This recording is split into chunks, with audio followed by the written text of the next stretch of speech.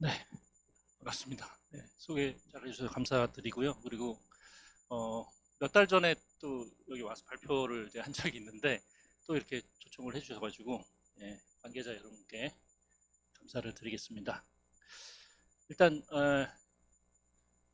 저는 한 20여 년 정도 양자 정보, 양자 컴퓨팅 뭐 이런 그런 연구를 진행을 해왔는데요.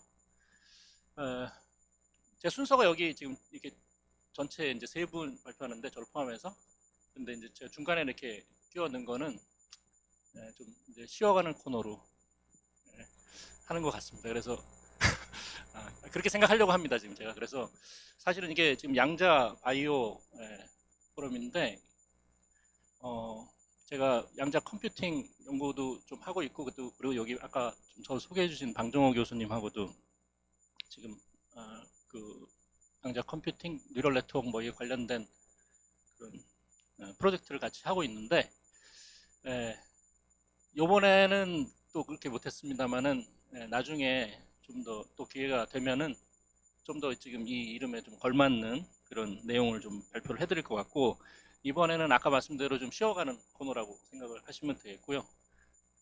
양자 컴퓨팅 아까 그 오장호 박사님 말씀하셨을 때 인탱글먼트 얘기하셨잖아요.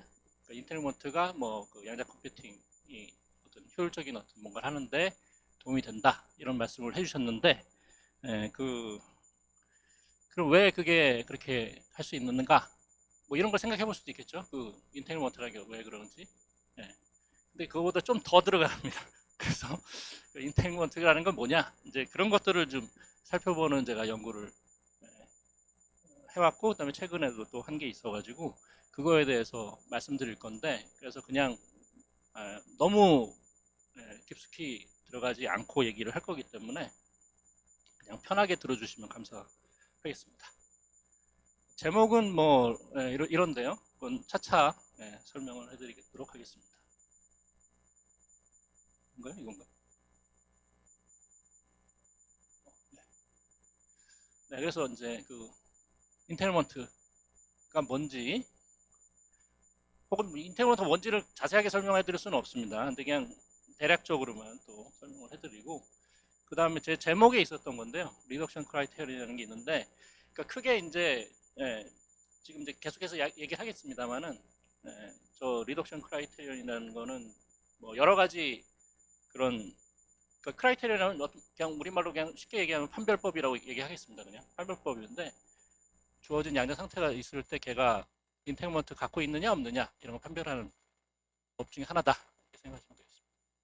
자세한 건 좀 이따가 말씀드리고 그다음에 슈민 넘버라고 있는데 슈민 넘버 뭐 들어보신 분들도 있을 텐데 그러면 인테글먼트를 갖고 있는 그 양자 상태가 얼마만큼 인테글먼트를 갖고 있느냐 적게 갖고 있냐 많이 갖고 있냐 이런 것들을 보는 도구라 생각하시면 되겠습니다. 자, 그래서 그거하고 이제 연결해서 이제 오늘 얘기를 할 건데요. 그럼 이제 인텔먼트 간단하게 이렇게 얘기를 하겠습니다. 뭐 아시다시피 양자 정보 처리에서 굉장히 이제 중요한 양자 정보 처리에서 이제 중요한 자원이다. 뭐 EBC라고도 부르죠. 그 기본 단위를. 그래서 양자 암호나 양자 전송, 양자 통신에서 특히 이제 중요한 자원으로 쓰고 있고 양자 컴퓨팅에도 그렇다라고 할 수도 있습니다. 근데 그거는 사실 좀 더 연구를 많이 해봐야 됩니다. 네. 그리고 그러면 이제 이런 인탱글먼트를 가지고 사람들이 연구를 이제 좀 더 이제 아주 이론적으로 이렇게 좀 더 순수한 이론 쪽으로 연구를 이제 해오고 있는데 뭐 저도 그러고 있습니다만은 그 밑에 뭐 이런 것들이 있으면 여기 이제 두 가지 얘기를 해볼 겁니다. 아까 말씀드린 대로 양자 얽힘 상태 판별이라고 하는 거는 이제 주어진 양자 상태가 이게 얽힘을 갖고 있느냐 없느냐 이런 걸 이제 판별하는 방법. 그다음에 그 양자 얽힘 정도를 계산한다고 그랬죠. 그러니까 얼마만큼 이게 양자가 그러면 얽힘을 갖고 있느냐, 적게 갖고 있냐, 많이 갖고 있느냐 이제 그런 것들을 얘기하는 거. 그걸 주로 할 건데 중요한 건 뭐냐면은 주어진 양자 상태가 이게 인테그먼트를 갖고 있느냐 없느냐 이걸 판단하는 게 굉장히 어렵습니다. 실제로는. 그러니까 이게 이제 주어져 있는 양자 상태의 차원이 높아지면은 이게 NP 하드 프로블럼이에요. 그래서 심지어는 얘가 얽힘이 없다. 그럼 얽힘이 없는데 어떻게 생겼냐? 이거를 판단하는 것도 어렵습니다. 실제적으로. 그래서 모르겠어요. 양자 컴퓨터를 사용해서 그런 것들을 계산할 수 있으면 또 좋겠죠. 근데 그만큼 어려운 거기 때문에 완벽하게 할 수 있는 방법은 없어요. 그러니까 쉽게 완벽하게 그거를 판단하는 방법은 없는데 그럼에도 불구하고 어느 정도 그러면은 할 수 있는 방법을 이제 생각을 해보는 거죠. 그게 이제 첫 번째 거고, 두 번째는 그러면 아까 말씀드린 대로 우리가 얽힘 정도가 어떤가 이제 그런 것들을 좀 얘기해 보는 거. 그 얘기를 이제 하려고 하는데요. 이게 이제 수식이 나와서 조금 저도 좀 불편한데 일단은 제가 가능한 한 우리말로 썼는데 이게 분리 가능이라는 게 원래는 용어는 이제 세퍼러블입니다. 그래서 제가 그냥 분리 가능이라고 썼습니다. 그래서 양자 상태라는 게 이제 벡터로 얘기할 수도 있고 행렬로도 얘기할 수 있는데 우리가 벡터 형태로 표현할 수 있는 거를 이제 우리가 뭐 순수 상태라고 하고 행렬 형태로 나타나는 걸 혼합 상태라고 합니다. 근데 뭐 얘도 행렬 형태로 쓸 수는 있어요. 하여간 근데 보시면 아시겠습니다만 두 개가 이렇게 따로 떨어져 있죠. 그러니까 이렇게 따로 떨어져 있는 이런 형태를 우리가 이제 세퍼러블이라고 하고 그런 것들의 이렇게 어떤 컨비네이션 형태, 썸 형태, 컨벡 썸이라고 부르는데 그런 것들 형태로 표현되면 우리가 이것도 세퍼러블이라고 부릅니다. 그러니까 일반적으로는 이런 형태다 생각하시면 되겠습니다. 그리고 아까 말씀드린 이렇게 세퍼러블이 아닌 거를 인테그럴돼 있다, 인테그럴먼트 갖고 있다. 그러니까 이게 사실은 인테그럴먼트가 뭐냐? 세퍼러블이 아닌 거 이렇게 되기 때문에 이게 표현하기가 사실 어려운 거죠. 그러니까 이런 형태로 표현할 수 없는 거 이렇게 하니까 사실 얘기하기가 좀 힘들어집니다. 조금 전에 아까 말씀드린 거죠. 그래서 주어져 있는 상태가 있는데 걔가 세퍼러블인지 아닌지 판별하는 게 어렵고 심지어는 얘가 세퍼러블이다 하더라도 이런 형태 이게 어떤 형태로 이런 형태로 표현되는데 요 얘네들이 뭐냐 이런 걸 따지는 게 또 어렵습니다. 그래서 그런 이제 어려운 문제들을 좀 해보자라는 거고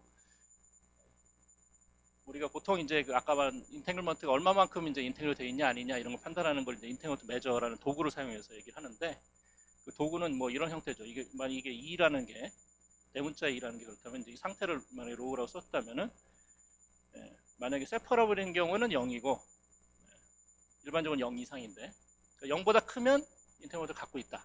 근데 그 값이 좀 더 크면은 이제 더 인테그럴 돼 있는 거고 그 값이 좀 적으면은 덜 인테그럴 된 거다 이렇게 보는 거죠. 그런 인테그럴 메저가 있으면 좋겠고 근데 뭐 사실은 그런 연구들은 사실 많이 해왔습니다. 사람들이 인테그먼트 정도로. 근데 다만 주어진 양자 상태가 있을 때 그 인테그먼트 메저라는 걸 정의할 수는 있는데 실제로 계산하라 그러면 또 이것도 계산이 또 어려워요. 일반적으로 계산하기는 어렵습니다. 근데 비교적 계산하기 이제 쉬운 것들을 좀 찾아가는 그런 얘기는 할 수 있겠죠. 조금 전에 말씀드린 대로 계산하는 게 일반적으로 어려워요. 정의는 할 수 있는데 그래서 완벽하게 얽힘 판별을 쉽게 할 수 있는 얽힘 측토는 없어요. 그러니까 없다고 봐야 돼요. 그러니까 다시 말씀드리면은 이 문제를 우리가 잘 해결할 수 있으면 앞에 있었던 이게 주어진 상태가 얽혀 있느냐 아니냐, 얽힘이 갖고 있느냐 없느냐 판단할 수 있겠죠. 그러니까 0이냐 아니냐를 따져가지고. 근데 그걸 하는 게 실제로는 어렵습니다. 자, 그럼 이 두 가지 문제에 대해서 이제 얘기를 해볼 건데 대표적으로 근데 아주 좋은 그런 도구가 있어요. 그 중에 하나가 이제 트랜스포즈라는 건데 그 트랜스포즈는 뭐 아시는 거죠. 행렬이 있고 이렇게 있죠. 이게 아까 양자역학 얘기하시면서 이제 행렬 얘기를 하셨기 때문에 양자 상태라는 게 행렬로 아까 표현된다는 얘기는 했죠. 그래서 행렬 뭐 트랜스포즈 하는 거는 어려운 일은 아닙니다. 이렇게 행과열을 바꾸는 거죠. 자, 그런데 아까 말씀드린 양자 상태는 행렬이고 그런데 얘를 부분적으로 이제 하는 것들을 얘기합니다. 그거에 대해서 구체적으로 뭐 얘기를 제가 안 하겠어요. 그냥 이거는 부분적으로 이 트랜스포즈를 하면은 얘가 양자 상태를 양자 상태로 보내지 않을 수도 있어요. 그러니까 이게 왜 그러냐면은 원래 퀀텀 오퍼레이션 우리가 잘 아는 퀀텀 오퍼레이션이라는 거는 양자 상태를 보내야 되는데, 이 트랜스포즈라는 이 전치는 이게 퀀텀 오퍼레이션이 아니에요. 그래서 일부를 취하더라도 양자 상태를 보내야 되는데 양자 상태를 보내질 않아요. 그러니까 이게 이렇게 간단한 계산 우리 하는 이 트랜스포즈라는 이 오퍼레이션이 양자 오퍼레이션이 아닙니다. 양자 우리가 무슨 계산하거나 이럴 때 쓸 수가 없는 그런 오퍼레이션. 그럼에도 불구하고 또 반대로 이 파셜 트랜스포지션이라고 되어 있죠. 그 부분적으로 그런 트랜스포즈를 하는 게 양자 상태가 얽힘을 갖고 있는지 아닌가, 이런 것들을 판단하는데 또 도움이 돼요. 그래서 이런 간단한 계산이 좀 전에 말씀드린 대로 부분적으로 그 트랜스포즈를 하는 거는 양상태를 양자 상태로 보내지 않을 수 있다고 제가 그랬죠. 실제로 얘도 간단한 예를 제가 들 수는 있는데 여기서 얘기하진 않을 거예요. 그런데 아까 얘기한 그런 separable이라고 되어 있는 게 있죠. 그러니까 인테그먼트가 없는 상태, 그 없는 상태에다가 트랜스포즈를 이렇게 t를 이제 트랜스포즈라고 한다 그러면 부분적으로 취했다는 건 이렇게 취한다는 겁니다. 한쪽에만. 그렇게 하면 만약에 separable이었으면은 걔는 양자 상태로 보내게 돼요. 여기 말이 이렇게 돼 있는데, 만약에 지금 제가 이렇게 대우를 써놨는데 요 상태가 만약에 separable이었어요. 여기 써 있군요. 여기 separable이었어요. 그 separable이었으면은 부분적으로 얘를 트랜스포즈라는 걸 취해도 양자 상태가 됩니다. 그래서 부분적으로 트랜스포즈를 취한 게 양자 상태가 되면 세퍼러블 가능성이 높아지는 거인데 아직 그렇게 거꾸로는 아니지만, 그래서 그 반대로 그러니까 요 얘기. 그래서 한쪽에 트랜스포즈를 취해서 양자 상태가 아니다는 걸 우리 알게 되면, 그러면은 얘는 얽힘을 갖고 있다라는 얘기를 해줄 수가 있습니다. 그래서 완벽하게 얘기는 못한다 하더라도 트랜스포즈를 취해가지고, 트랜스포즈 계산은 아까 말한 대로 쉽잖아요. 그런 다음에 걔가 그렇게 해서 취해진 요 상태가 요 행렬이 양자 상태가 되면, 답을 못하지만 양자 상태가 아니라는 걸 알게 되면 우리가 얽힘을 갖고 있다. 실은 이제 양자 상태가 아니란 얘기 여기 아니라고 돼 있는데, 그건 어떤 뜻이냐면은 얘가 원래 이 양자 상태는 항상 아이겐밸류 0 이상인 아이겐밸류를 갖거든요. 0 이상인 아이겐밸류를 갖는데 이렇게 한쪽에다가 트랜스포즈를 취했을 때 음수인 아이겐밸류가 생기는 경우가 있어요. 그렇게 되면 그러면 그게 로우 A, B가 인테그먼트를 갖고 있다, 이런 얘기를 할 수 있습니다. 그래서 아이겐밸류를 우리가 찾을 수만 있으면, 만약에 네거티브 아이겐밸류가 딱 나왔다, 한쪽에다 트랜스포즈를 취했는데 그랬다, 그러면 걔는 얽힘을 갖고 있다, 이렇게 판단하는 거예요. 그런데 세퍼러블이었으면 세퍼러블이었으면 이제 그렇게 되는데, 양자 상태가 양자 상태로 가는데, 이게 세퍼러블이 아닌 경우에도 양자 상태가 되는 경우가 있어요. 한쪽에다 트랜스포즈 취해가지고. 그러니까 안타깝게도. 그래서 완벽하게 이 트랜스포즈를 한쪽에만 취해서 걔가 네거티브 아이겐밸류가 없다 하더라도 우리가 걔가 얽힘을 갖고 있는지 없는지 그걸 판단할 수는 없으니까 그러니까 완벽한 방법은 아닌 거죠. 아까 말씀드린 그런 방법은 없다고 그랬죠. 대신에 이제 그런 상태들을 우리가 PPT라고 부릅니다.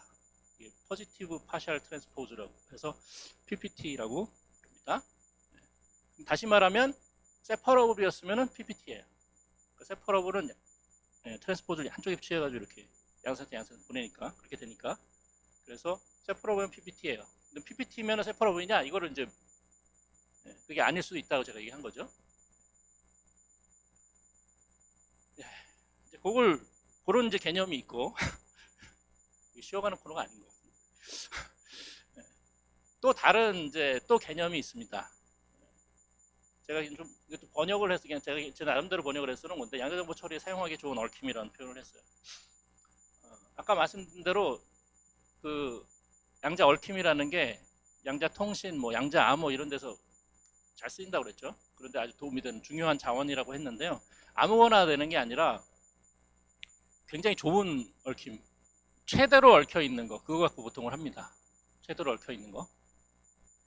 근데 주어진 양자 상태가 얽힘을 갖고 있다고 해도 아까 정도의 차이가 있잖아요. 최대로 얽힘 상태가 아닐 수도 있잖아요. 원래 주어진 상태가. 네. 그럼에도 불구하고 개를 뭐 여러 개를 가지고 여기 써 있는 대로 이렇게 여러 개를 갖고 적당한 이거 이렇게 LOCC라고 써 있는데 LOCC에 대해서 설명을 안 하겠어요. 설명 안 하고 단지 그냥 두 개의 파티가 있을 때 이제 적당한 퀀텀 오퍼레이션이라고 할게요. 이거를 적당한 사용할 수 있는 적당한 퀀텀 오퍼레이션인데 그걸 가지고선 아주 아까 최대로 얽힌 상태를 만들 수 있느냐 혹은 최대로 얽힌 상태에 가깝게 만들 수 있느냐 이제 그걸 보는 겁니다.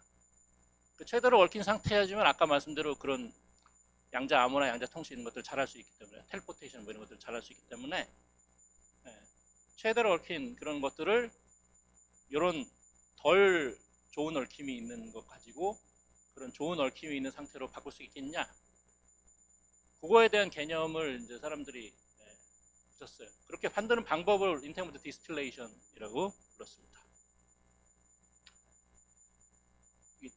증류 뭐 이렇게 제가 썼죠. 이제 이 용어를 이제 처음 만들어내신 분이 제가 알기로는 이제 그 찰스 베넷이라는 분인데 그분이 원래 화학 전공자라서 이런 용어를 아마 쓴 것 같아요. 그래서 어떤 학회에서는 그 옛날에 양조장이었던 데에서 이런 학회를 한 적도 있었거든요.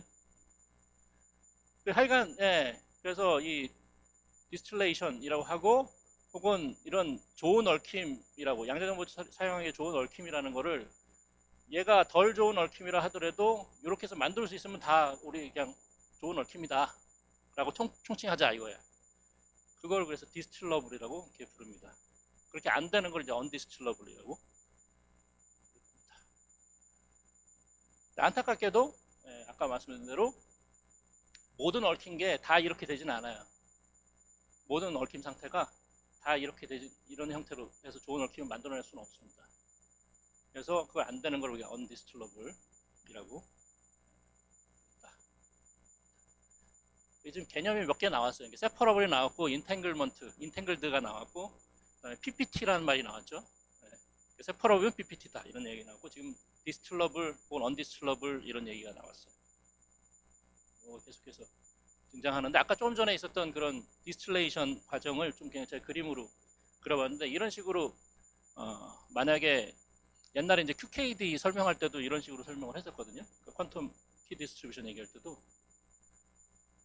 앨리스가 아주 좋은 최대로 얽힌 상태에 이렇게 두 개를 만들어요. 투파티 크래 그런 것들을 여러 개를 만듭니다. 이렇게 여러 개를 만들어서 그런데 이제 밥한테 한쪽을 보내는 거예요. 그러니까 둘이 앨리스와 밥이 아주 좋은 인탱글먼트를 서로 이렇게 딱 쉐어하고 있으면은 그러면 이제 QK도 할 수 있고 뭐 텔레포테이션도 할 수 있고 뭐 다 좋은 걸 할 수 있다고 그래요. 100% 완벽하게. 근데 문제는 앨리스와 밥 사이에 거리가 멀리 떨어져 있거나 아니면 뭐 노이즈가 있거나 그래가지고 한쪽을 딱 보내면은 제가 여기는 꽉 차 있잖아요. 뭔가 여기 좀 비어 있죠. 그 비어 있다는 의미가 좀 덜 인테그레이트된 거로 바뀐다. 노이즈가 끼어가지고 얘도 보내는데 그렇게 되는 거죠. 얘도 보내는데 그렇게 돼요. 그럼 이거 갖고는 못 하잖아요. 아까 말한 대로 완벽한 그런 양자 암호라든지 뭐 텔레포테이션 이런 것들을 못 합니다. 그러니까 좋은 걸 만들어야 돼요. 그러기 위해서 얘네들을 여러 개를 가지고 그 아까 LOCC라고 하는 그 작업을 하는 겁니다. 이렇게 해가지고 하나 좋은 거 이렇게 만들면 되죠. 이렇게 만드는 방법을 디스틸레이션이다.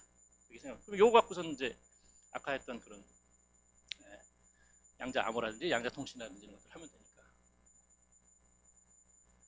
요게 이제 인터모드 디스틸레이션이라고 생각하시면 되겠습니다. 자, 그러면 이제 종합적으로 얘기를 해보겠습니다. 아까 그 세퍼러블 얘기했었죠? 그러니까 세퍼러블이면 PPT다 이렇게 된다고 했잖아요. 그러니까 역은 일반적으로 성립하지 않는데 이분들이 정확하게 지금 30년 전이네요.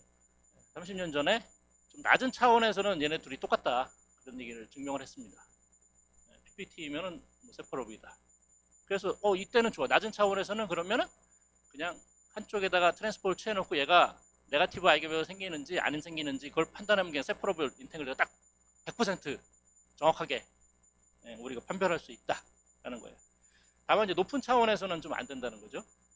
그 높은 차원에서 안 된다는 이그젠플도 저분들이 찾아냈어요. 그 호로데스키 가족. 그런데 또 뭐가 또 증명이 됐냐면은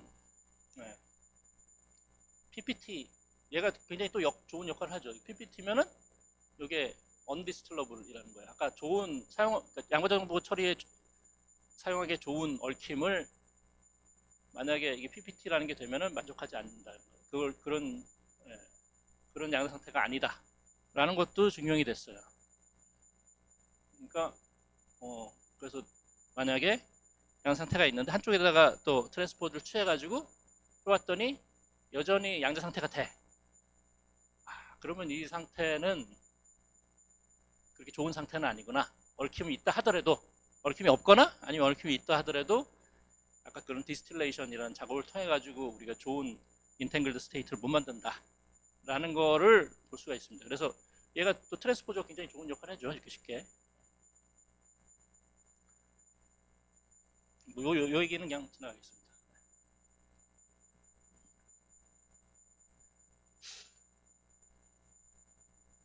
그래서 조금 전에 했었던 얘기를 그냥 그림으로 좀 하거나 아까 수식하고 이제 그림으로 좀 표현을 해주면 이렇습니다. 정리를 해보면은 분리 가능 상태의 집합을 제가 이렇게 벤 다이어그램 형태로 그려본 거예요. 벤 다이어그램 맞습니까? 아무튼 그림 형태로 그려본 겁니다. 근데 분리 가능이면 세퍼러블은 PPT라고 그랬죠. 그러니까 PPT는 뭐 이렇게 되겠죠. 근데 낮은 차원에서는 얘네 둘이 똑같다고 그랬어요. 똑같은데 높은 차원에서는 상대적으로 높은 차원에서는 이게 분리가 되죠. 그래서 PPT 좀 얽힌 상태가 있다는 거죠. 그 높은 차원에서 있습니다. 체크를 한 거죠. 그런데 조금 전에 또 그랬죠. PPT면 언디스틸러블이다. 이렇게 이런 포함 관계가 생긴다는 걸 알 수 있어요. 그런데 그래서 PPT 얽힌 상태라는 건 저기 체크한 곡이 있는 상태인데 그런 거는 또 그러니까 언디스틸러블이에요. 그러니까 걔는 얽힘을 갖고 있지만은 우리 양자정보 처리하기 좋은 상태는 아니다 이렇게 얘기할 수 있습니다. 근데 이제 질문이에요. 이게 그러면 언디스틸러블이면 PPT냐? 그러니까 여기 어떤 스테이트가 존재하냐 안 하냐? 얘네 둘이 같으냐 다르냐 이런 얘기죠. 근데 그게 몰라요 아직까지. 그리고 아직까지 모르는 얘기입니다. 이게 그리고 이걸 어디서 볼 수 있냐면은 이게 여기 비엔나 대학에 IQOQI라는 연구센터 같은 게 있는데 여기 이제 그 노벨상 받으셨던 자일레코 교수님이 이제 있는 그쪽에서 이런 퀀텀 인포메이션 시어리에 관련된 그런 오픈 프로그램들을 이렇게 열거해 놓은 것들이 있어요. 제가 이제 일부만 딱 따온 건데 일부만 따온 건데 여기 보면 이제 뭐 퀀텀 파운데이션스도 있고 뭐 인테그먼트 티어리 뭐 이렇게 등등 있는데 인테그먼트 티어리는 이게 지금 1번, 2번, 3번 이렇게 있는데 5번이죠. 3번이 아니라 5번이죠. 이상하게. 1번이면 5번 이렇게 돼 있는데 왜 그러냐면 이게 3, 4번이 풀려서 그래요. 3, 4번이 원래 있었는데 여기 보면 솔브드 퀀텀 프로블럼스가 있죠. 여기 오픈이 있고 오픈은 원래 리스트가 있었는데 풀린 것들을 이쪽으로 옮겨갔습니다. 그래서 여기가 비어 있는데 제일 먼저 나온 거죠. 그러니까 2번이라는 건 두 번째로 나온 문제이고 인탱그먼트 시어리에 대해서는 첫 번째로 나온 문제예요. 그러니까 이게 2000년에 제시된 거니까 26년 된 거죠. 거기 보면은 이게 undistributability가 PPT를 의미하느냐? 근데 그거야. 아까 말한 대로 PPT하고 undistributable 그게 같은 거냐 다른 거냐? 이제 그 문제가 그러니까 아직까지 풀리지 않은 문제입니다. 그래서 저 문제를 풀면은 이 양자 정보 이론, 특히 이제 인테모 시어리에 관련돼서 굉장히 유명한 사람이 될 수 있습니다. 여기 학생들 분들도 있다고 그러니까 이런 거에 도전해 보시면 좋을 것 같습니다. 실제로 제 학생이 자기가 도전하겠다고 그랬어요. 그랬더니 이제 다른 해외에 있는 어떤 분한테 제가 그 얘기를 했거든요. 제 학생 중에 한 명이 전 문제를 하려고 그런다. 그랬더니 그 말려야 되는 거 아니냐. 그런 얘기를 들었던 문제이긴 한데 그래도 그래도 도전을 해보는 건 뭐 괜찮겠죠.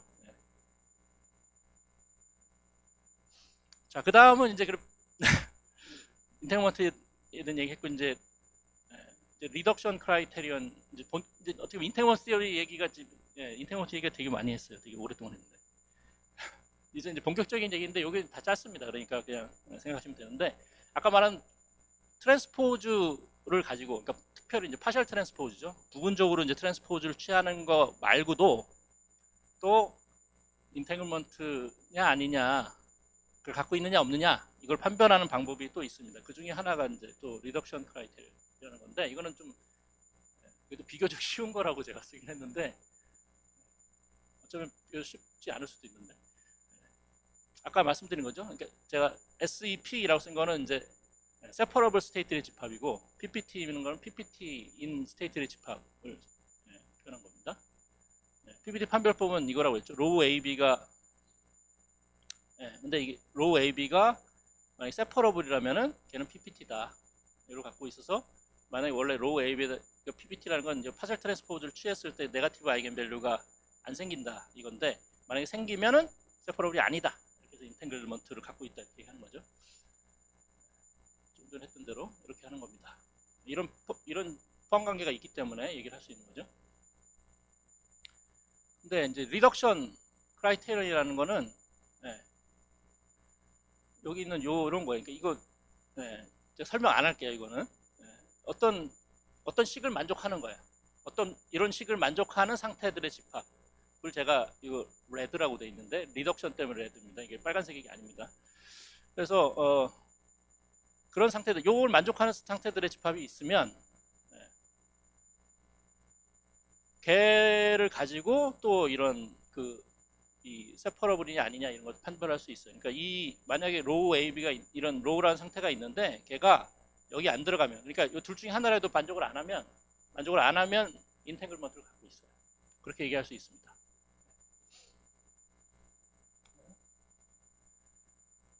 그거에 대해서 다시 이제 좀 정리를 해서 여기까지 아까 제가 말씀드렸던 거예요.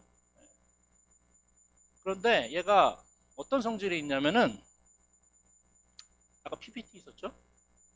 PPT면은 요걸 만족하게 됩니다. 그 얘기는 그리고 그 다음에 여기 UND라고 쓴 건 이제 undistrillable 때문에 제가 쓴 건데 디스틸러블이 안 되는 그런 상태들의 집합을 이렇게 쓴다고 한다 그러면은 특별히 이런 식이 또 요게 또 만족이 돼요. 그러니까 이게 여기 들어가면 여기 들어가요. 그러니까 앞에서 제가 레드라고 해요. 리덕션 그 크라이테리를 만족하는 거는 그림으로 표현하면 이런 식입니다. 세퍼러블이 있고 세퍼러블을 PPT가 포함하고 리덕션 크라이테리언을 만족하는 거를 이렇게 되는데 거기에 특별히 요 조건이 요 성질이 또 만족을 하게 됩니다. 그 얘기는 뭐냐면 그림으로 그리면 이렇게 돼요. 아까는 여기까지 했었거든요. 여기까지. 근데 그걸 또 포함하게 됩니다. 그래서 요 리덕션 크라이테리언이 그래서 좋은 점이 뭐냐면은 얘를 바이올레이트한 그러니까 요 둘 중에 하나라도 만족하지 않는 게 생기면은 여기 바깥에 있다는 거죠. 그러면 이게 UND 바깥에 있다는 얘기라서 디스틸러블이 돼요. 그래서 실제로 이제 어떻게 했냐면 그 사람들 이걸 이제 제시한 분들은 어떤 걸 어떻게 했냐면 이걸 만족하지 않으면 이 로우 AB를 가지고 아까 맥시멀리 인텐글 그러니까 가장 최대로 인텐글된 상태를 만드는 프로토콜을 이렇게 제시를 해요. 리덕션 이제 프로토콜 하는데 그걸 통해 가지고 이걸 이제 보이게 됩니다. 그래서 이런 관계가 일반적으로 있다.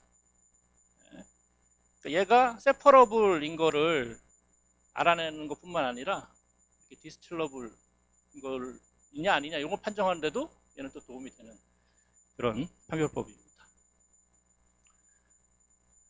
계속해서 뭐가 새로운 게 나오죠 지금.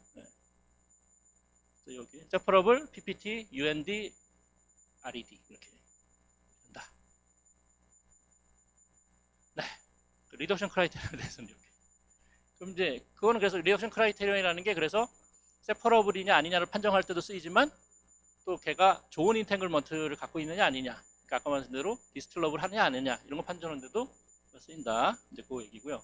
그럼 시민 넘버는 아까 말씀드린 대로 얼마만큼 인탱글 돼 있냐 이걸 따지는 건데 그걸 좀 단순하게 따지는 거예요. 이거는 그냥 자연수만 갖고 하는 겁니다.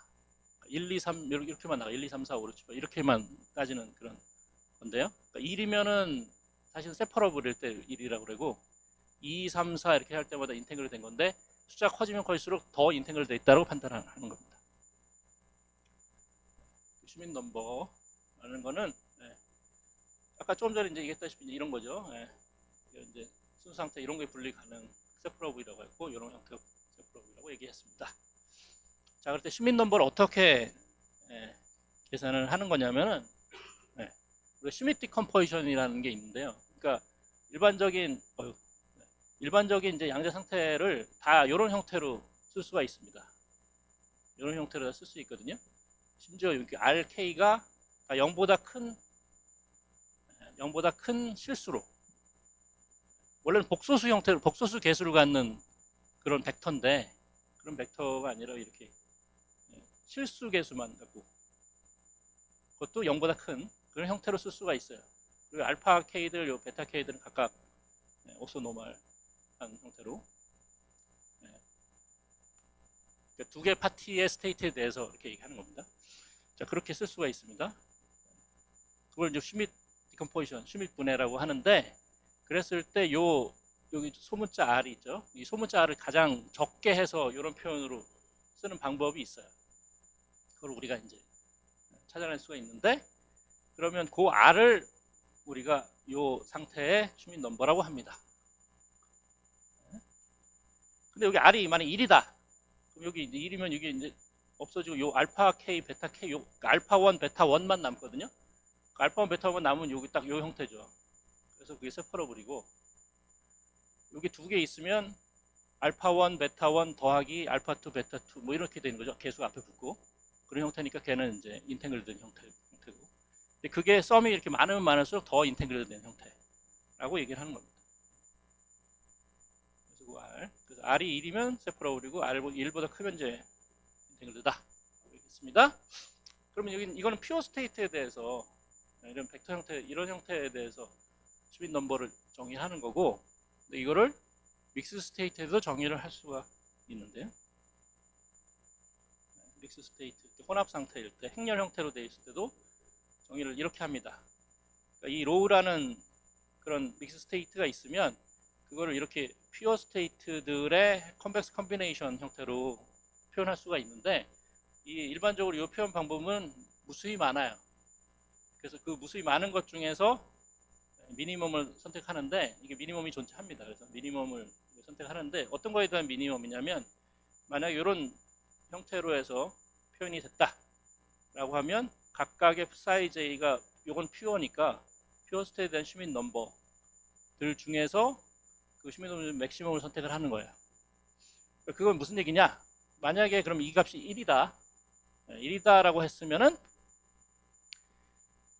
어떤 이런 형태가 있어가지고 요 각각들이 다 1 이하, 슈밋 넘버가 1 이하여야 돼요. 그래야 되겠죠. 요게 1이라는 값은 그런 뜻이죠.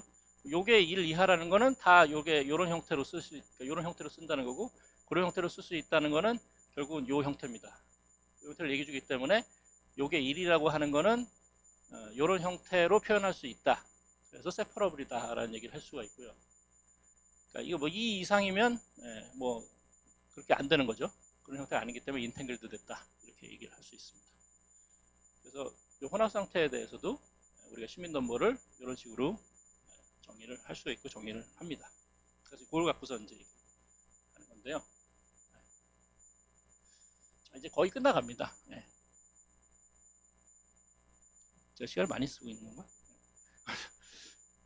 거의 이제 기존에 근데 이제 알려져 있는 결과가 있어요. 이런 PPT 슈밋 넘버하고의 관계되는 그 결과가 있습니다. 이게 언제 어디 나온 결과인지 그 제가 여기다 적진 않았는데, 자 일단은 낮은 차원에서, 아까 낮은 차원이라는 게 이런 차원이었죠. 이런 차원. 아까 말씀드린 대로 이 차원에서는 얘랑 같다고 그랬어요. 같다고 그랬고 얘도 같아요, 사실. 이거 다 같습니다. 그러니까 요런 차원에서는 이게 이제 이른바 이게 큐빗, 이게 2큐빗 상태를 얘기하는 거고요. 이건 큐빗, 큐트릿 그런 상태, 거기 있는 상태들입니다. 그런 상태들에서는 세퍼러블 PPT, 언디스트러블이 다 똑같아요. 그래서 파셜 트랜스포즈를 취해가지고 네가티브 아이겐밸류가 생기면 다 인탱글드이면서 PPT가 아니고 또 디스틸러블 이렇게 다 됩니다. 그래서 그때는 되게 좋은데 아까 상대적으로 이제 높은 차원에서는 여기 아니라고 그랬죠. PPT가 얘를 포함하는 거죠. 얘를 포함해요. 여기지. 그러니까 이런 차원에서도 그렇고 일반적인 차원에서 다 그렇습니다. 그러니까 요보다 더 큰 차원들에서도 다 요걸 제외한 모든 차원에 대해서 다 갖지 않고 이렇게 된다는 거를 얘기할 수 있습니다. 그런데 뭐 이런 상황은 또 있어요. 한쪽이 2차원이면은 PPT하고 얘네 둘은 똑같아요. 얘네 둘은 다른데 얘네 둘은 또 똑같은 뭐 그런 상황도 있습니다. 이건 뭐 괜찮아 할게요. 자, 그러면 이제 SN 스몰 n 이렇게 쓴 거를 슈민 넘버가 n 이하인 양자 상태의 집합이라고 하면은 기존에 알려진 결과가 이거야. 큐트릿, 2큐트릿 그런 시스템에서는 PPT가 다 슈민 넘버가 2 이하다. 그런 게 또 증명이 되어 있습니다.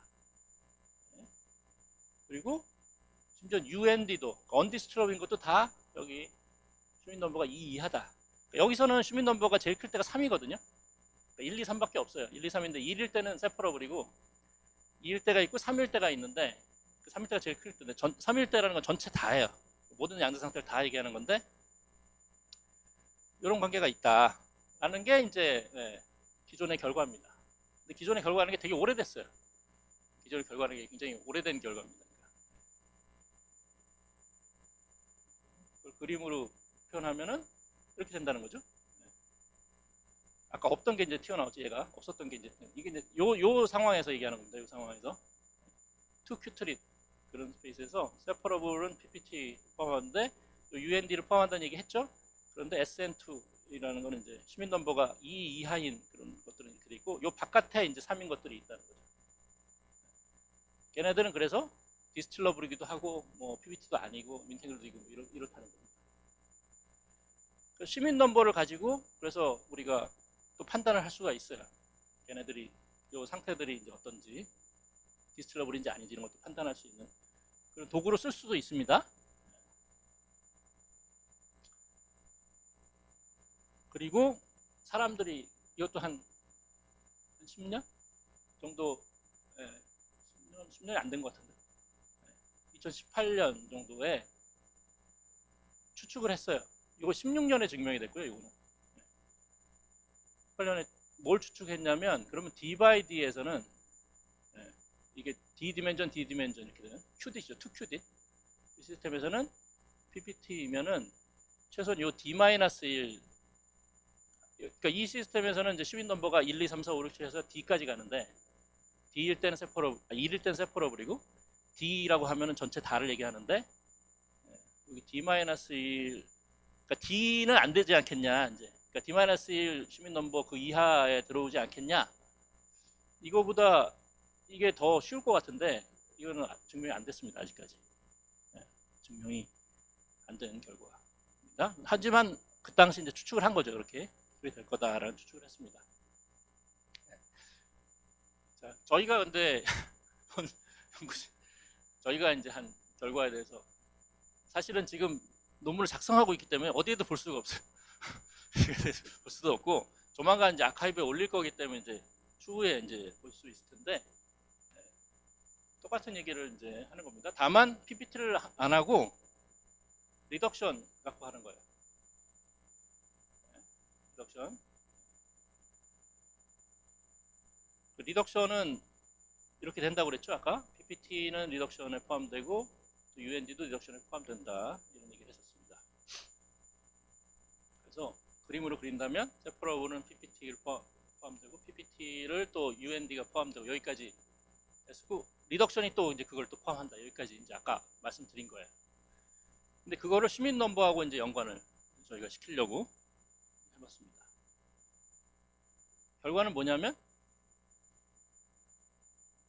아까 앞에서 결과는 요 UND를 시민 넘버 여기에 포함한다 이거였는데 실제로는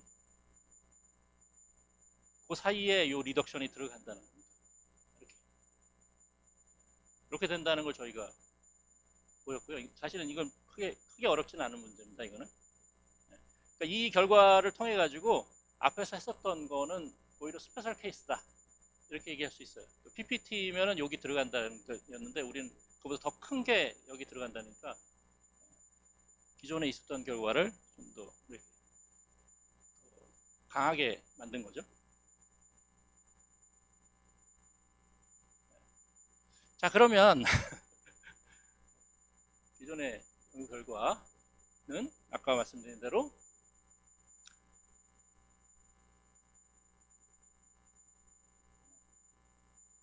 너무 빠뜨렸네.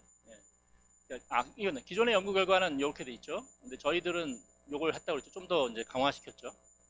그러면 기존의 추측은 이렇게 된다고 그랬죠. PPT면 이렇게 들어갈 것 같다. 근데 증명이 안 됐다고 그랬고. 근데 저희가 이렇게 추측을 하고 있습니다. 이거보다 더 큰 게 여기 들어간다. 이거 훨씬 더 강한 조건이고 이게 지금 증명이 안 되는데 이걸 증명하면 그냥 이게 자동적으로 증명이 되는데요. 추측이죠, 그냥. 현재에서는 추측인데 실은 지난주에 저희 학생이랑 같이 증명한 것 같아요. 아직 체크를 좀 더 해봐야 되는데 이걸 증명한 것 같아요. 이것도 해결이 되거든요. 이게 해결이 되면은 사실은 이게 해결되면 파생되는 또 문제들이 있습니다. 그것들을 해결할 수 있는 방법이 나오거든요. 그래서 뭔가 좋은 일을 한 것 같은데 그거는 나중에 실제로 저희가 증명해서 증명된 게 맞다는 걸 저희가 다 체크를 한 다음에 논문을 작성하면 그 다음에 이제 자세한 거는 말씀을 드릴 수가 있고 아니면은 그때 생각했던 게 잘못됐다 이렇게 또 말씀드릴 수도 있을 것 같아요. 네, 여기까지 여기 그림으로 또 이렇게 뭐죠? 물음표로 그냥 여기서는 그래서 아직 확정이라고 얘기하기 좀 곤란하니까 물음표로 해서 끝내도록 하겠습니다. 감사합니다.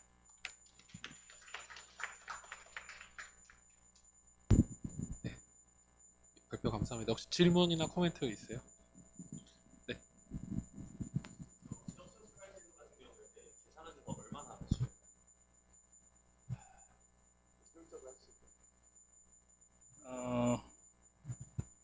만약에 이제 뭐 행렬을 우리가 그러니까 상태로 만들어진 그 행렬을 잘 다룰 수 있으면은 계산하는 거 쉽지 않죠. 그러니까 어렵지 않죠. 아까 말한 대로 그러니까 형태가 이런 형태라서 커피 뿌리고 잘못됐는데 죄송합니다. 여기 있네. 자, 요 형태니까 여기가 이제 파셜 트레이스 취해가지고 아이덴티티랑 이렇게 텐서플로트 한 다음에 요걸 빼주는 거죠. 이걸 빼줘서 걔가 넌 네거티브 아이겐밸류를 갖는다. 네거티브 아이겐밸류 없다. 이걸 보이는 거니까. 실제로는 저희가 사실 여기는 제가 구체적으로 안 썼는데 요거 하나만 만족해도 그 시민 넘버 2 이하가 되고요. 뭐 하나만 만족해도 됩니다. 요건 두 개 다 만족해야 지금 된 것처럼 돼 있는데 그거에 사실은 각각 만족하는 거에 합집합도 다 거기 들어가요. 그러니까 시민 넘버 2 이하, 혹은 D-1 이하에 다 들어갑니다.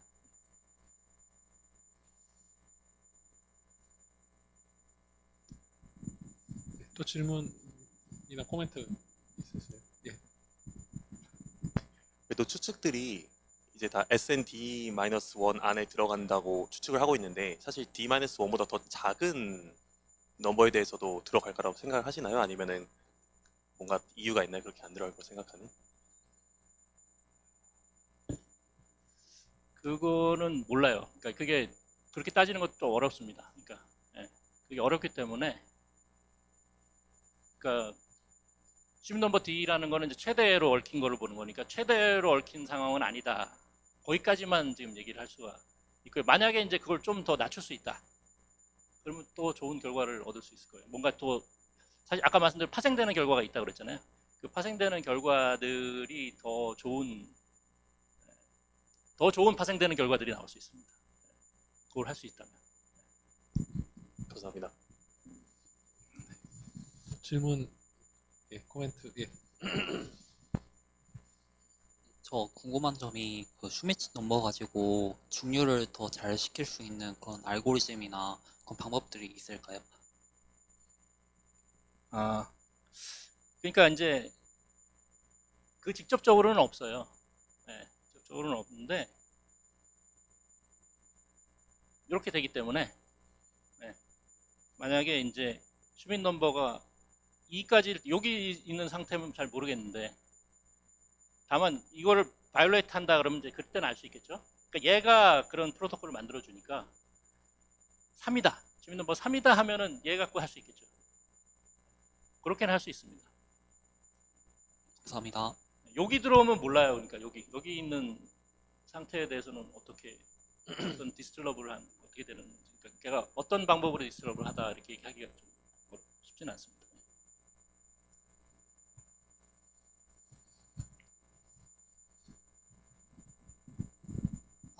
그 디스틸러블 관련해서도 그러면은 저 슈밋 넘버가 두 개인 것들을 가지고 예를 들면은 슈밋 넘버 세 개짜리를 디스틸러블 가능하다라고 생각을 해도 되는 걸까요?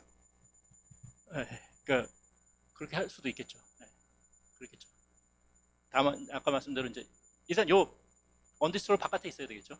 네, 그러면은 당연히 그게 이제 맥시멀리 인탱글드로 가니까 슈밋 넘버 3으로 여러 개를, 그러니까 슈밋 넘버 2인 거 여러 개를 가지고 다만 언디스틸러블이나 디스틸러블인 걸로 한다 그러면 뭐 당연히 그렇게 되겠습니다. 그러면은 관련해서 자연스럽게 떠오르는 질문이 과연 슈밋 넘버 관점에서는 몇 정도가 있어야 슈밋 넘버 D를 만들 수 있는가? 뭐 질문해 볼 수 있을 것 같은데 그런 거에 대해서는 뭐 전혀 아직은 되어 있지 그렇죠. 아직은 않다라고 그렇게 얘기하기는 곤란하고 아까 말씀드린 대로 예,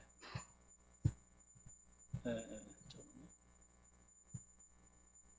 여기 그림이 이 상황인 거죠. 그러니까 여기에 대해서만 얘기할 수 있고 시빈 넘버가 이제 예, 아까 질문 비슷한 질문인데 이 D-1보다 더 낮출 수 있겠느냐 이제 그게 문제인 거잖아요.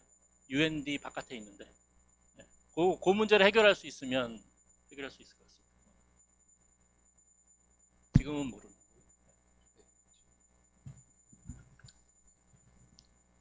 두 번 들으니까 조금 질문할 게 생긴 것 같아서 그 수학하시는 교수님한테 이런 질문 드려도 죄송한데 응용 측면에서 그러니까 예를 들면 아까 큐빗의 얽힘 척도 얘기하시면서 얽힘이 잘 된 거 잘못된 것도 있고 그래서 그 직류라는 말이 그래서 나오고 그 앨리스 바크 얘기도 하셨는데 그러니까 실용적으로 우리가 만약에 사실은 이제 양자 컴퓨터에 있는 큐빗들의 그 퀄러티가 동일하지가 않다는 문제가 있잖아요. 그런 경우에 우리가 이후에 두 개의 큐빗을 얽힘 상태로 우리가 만든 다음에 걔네들의 얽힘의 품질을 이런 방식으로 예측을 하거나 어세스먼트가 가능할까요? 그 굉장히 좋은 질문 해주셨는데 그 여러 가지 이제 그 아까 말한 얽힘 측도라는 게 일반적으로 계산하기 어렵다고 제가 아까 말씀드렸잖아요. 그런데 파셜 트랜스포즈는 조금 계산을 잘 할 수는 있습니다. 근데 중요한 건 뭐냐면 걔가 퀀텀 오퍼레이션이 아니라 가지고 이거를 퀀텀으로 이렇게 표현을 해줄 수가 없기 때문에 그 양자 상태에서 어떤 무슨 실험을 통해 가지고 계산하기는 좀 어려워요. 그런데 그냥 수식으로